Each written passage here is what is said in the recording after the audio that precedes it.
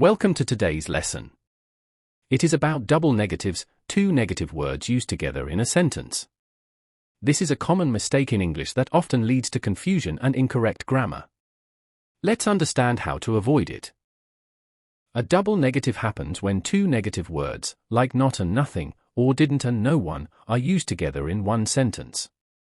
This is generally incorrect in standard English. In each incorrect sentence, two negatives cancel each other, which can reverse the intended meaning. The corrected version uses only one negative, which is the proper form. These words are negative by nature. Using them with another negative like not or don't can easily result in a double negative. Be careful with words like hardly or barely, which might not seem negative at first glance.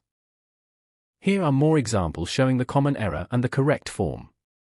Always replace the second negative with a neutral word like any or anyone. Avoiding double negatives helps you communicate clearly and correctly. In formal writing and speech, only one negative is grammatically acceptable per sentence clause.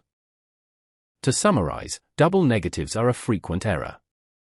Use one negative per sentence, and replace the second with a positive or neutral alternative to maintain clarity. Thanks for watching. Up next is Chapter 17, where we'll tackle the correct use of prepositions after adjectives. Don't forget to like, share, and subscribe for more lessons. Prepared by K. Rajendra Prasad.